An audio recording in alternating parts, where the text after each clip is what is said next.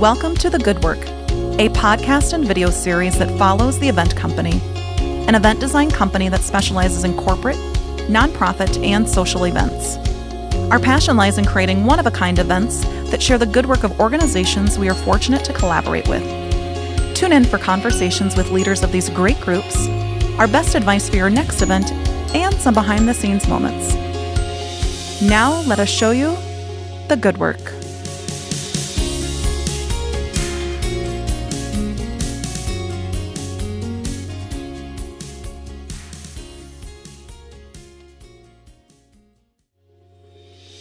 In this episode of The Good Work, Sarah and I talk all things budget. The budget piece of events can be difficult to navigate, but have no fear, the event company is here with our best advice. Whether your budget is large, small, or maybe in between, our team will discuss how to create a base budget at the beginning stages of planning, how to stretch your dollars, and give you tips for money-saving alternatives. Please join Sarah and I on today's podcast. Welcome back, everybody, to today's podcast. I'm Addie with The Event Company. I've got Sarah here with us. She's one of our amazing event designers. Oh, thanks. Hey, everybody. We are going to talk about budgets. Oh, exciting. Now, budgets are not sexy. I mean, it's not a fun word, especially in corporate. Sometimes, even personal, you're like, oh, budgets. But we're going to talk about the fun side of budgets today because it has to happen at any event. But before we get started, we have some news, actually. I want to share some news. Actually, you should share news. So since our last vodcast, actually a couple vodcasts ago, Sarah, you have some news? Yes, I'm getting married, you guys. How so exciting. Show us the ring. Show us the ring. Look at that. I'm excited. So budgets are pretty important for you right now. Oh my gosh, my fiance hates budgets. He freaks out when he sees them. So I want to hear from you, Sarah. Like, what are your favorite parts about budgeting? Because budgets, like I said, are not fun. No. I mean, they can be, right? I know when I started the business 5 years ago, I was not a fan of them, but they have to be done. And now I love them. Yeah. I love them. So tell me about what your favorite parts about budgeting. Well, I like doing budgets. I just did a couple yesterday, actually. I think they're fun because they're so challenging. You can see where you can pull the dollars from. Sometimes if somebody gives you a $10,000 budget, you see where you can take that money and spend it and get the most for it. So one example is you could do like a dessert bar, and instead of doing full-size desserts, you could do like mini bite-size just to make that budget go a little bit further. Yeah, I love it. What do you, one of my favorite parts about budgets is similar, like being creative, I think is a big thing. And I love being able to show clients that you're saving them dollars. Yes. You know, one of the best parts about our job is we have so many incredible relationships with so many people across the country. And for us to be able to reach out to those vendors, and whether we're sharing the story of that nonprofit or we're utilizing the relationship that we have with them, sometimes our cost savings is incredible. And sometimes the cost savings alone that we're doing with these vendors helps to pay for our fee, you know? Right. So, I mean, that's kind of the best part, what I love about it. When I mentioned in the beginning that I did not like budgets, I think it's because they were just daunting. You know, I remember one of the big first events that we did, it was in like 13 different states, and the budget was so well into six figures. And I thought, my gosh, like how am I going to spend all this money? But then it shortly turned like, I need more money. Yeah, you know, like, it goes so quick. It goes so quickly. I know you've got an event right now that you're working on, and you're trying to figure out, you know, do you cut certain things or not? But what's for you, like, what is the importance of staying under budget? Why? I mean, yeah, so it's super important to stay in budget and always go under if you can.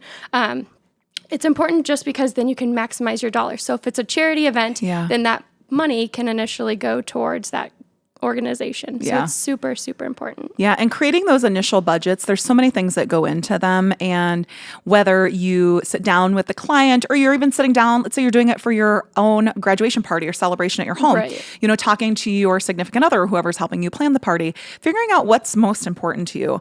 You know, those are things that you and I talk about a lot with our clients is what are those top things that you are must-haves, right? To create your budget. Some people, it's all about the food. And some people, it's all about the entertainment and the DJ and the sound and the lights.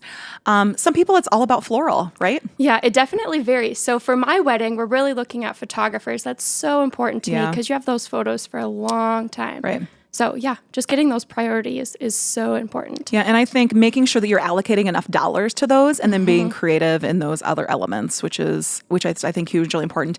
And in some cases, we've been a part of events too where we have gone over budget and we have to say like, what do you want to cut so we can get under?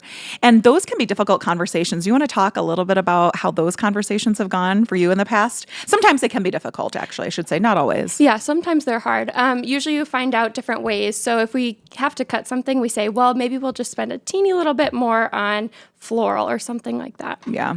How do you start these meetings? Like when you're talking about budgeting. So if I'm hosting my own party by myself, maybe it's at home or maybe it's for a company that I work for, like how do you start those budget conversations? Like how do you get started? Yeah, so sometimes we ask what the ideal budget amount is. We try to stick within that. The next important question is how many people are going to be at the event? Exactly. How many people? That kind of depends on like your food. All that stuff goes into that process. Even location and decor, because the more people that you have, the more tables that you're going to have and the more food that you're going to need and different decor pieces. So yeah, I agree. I think it's important to know those beginning questions. And then also what their goal is, especially with these fundraisers, we ask like, what is your end goal? Is it brand awareness? Is it to raise dollars? Is it friend raising, trying to grab more people to be a part of your cause? Like there's so many different and reasons for creating these budgets. So it's so important to know those things. And especially the fundraising dollars. We've got one event now that we're working on, which is a pretty large event where they are trying to maximize every dollar that they have so they can spend every dollar that they have. And they are not trying to fundraise in a sense, in that respect. But they're just trying to kind of create that really incredible experience. So they're trying to kind of garner every single dollar that they have. But what are some other creative ways that you have found to maximize those dollars? Oh my gosh. So one of the big ones is food. So some people can do a plated meal. Yeah. Sometimes it's a little bit more expensive to actually do the heavy hors d'oeuvres.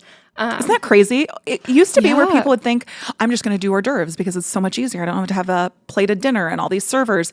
It's actually sometimes either comparable for cost or it's more expensive to do the hors d'oeuvre stations. Right. Because people, they eat what they want, right? Yeah, and some people will scoop and scoop and scoop. So you learn that. Another way you could do is kind of cuts down some of your decor. So maybe you don't need the extra lights. You don't need the extra floral. You just kind of cut down on some things.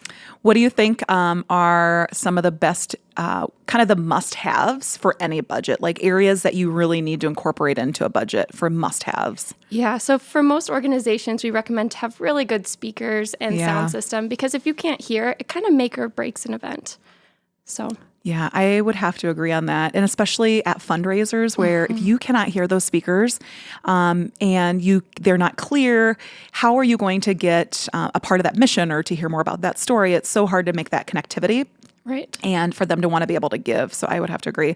One of the things I think that are must-haves are incredible vendors, but also those vendors that can get the pieces to you when you need it. Because in event planning, whether you're doing it yourself or you have a team that's helping you to plan the event, you don't sometimes, on especially day of, have time to go pick up 4 truckloads of rentals. Right. Or cars and carloads of floral. Do you remember the time when we drove flowers to Rapid City?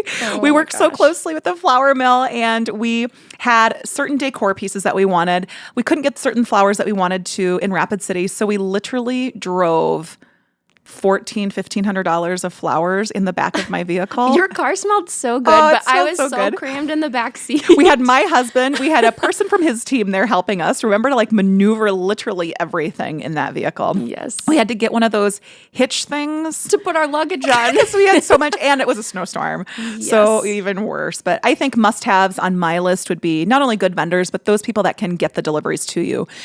Day of events are always so crazy. Sometimes we're at day of events for 15 plus hours, and you just don't have the time to be able to go pick up these things and do those things. Not that we don't, because we do it plenty for events, but if you've got really good partners that will be there for you and to help you, keep them on your list because that's an awesome partnership between you and the vendors. Yeah, and something we like to do is budget enough money so we can help with the labor costs. So when we're setting up 1,000 chairs or 50 tables, we don't have time to necessarily do it all on our own. Yeah. So we make sure we can budget that. I would have to agree. So one of the things to kind of turn tables a little bit, we just a couple weeks ago debuted the thing on the team, actually not just the team, but for the vodcast, where we want to hear your top 10. Just so people can get to know you a little bit better, to know us a little bit better, but also those that are joining us on the podcast. These are just quick hit questions. I don't want you to think about really the answers. Say the first thing that comes to your mind. And we'll just go from there. Okay, just I'm ready. Okay, let me get my questions out. No pausing. I'm You have to think. Don't be nervous. What's your favorite color? Black and white. Black. That's two colors. They go together. My whole house is black and white. What you're wearing color today, which I was really impressed. I'm wearing black, so it's really awesome. What are your all-time favorite? What's your one all-time favorite movie? Ooh, I really like Grown Ups. It's so funny. What would be one song on the soundtrack of your life? Ooh, Lion King. I don't know, one of the songs. Like from Hakuna there. Matata? Yeah, that's so perfect. What's your favorite time of the year? Summer. What's your favorite place that you've traveled? Hawaii.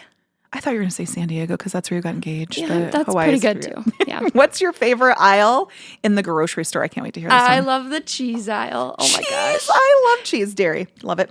If you could have one superpower, what would it be? Flying. Ooh. If you could share one meal with one person, who would it be? Ooh, I have a crush on Beyonce.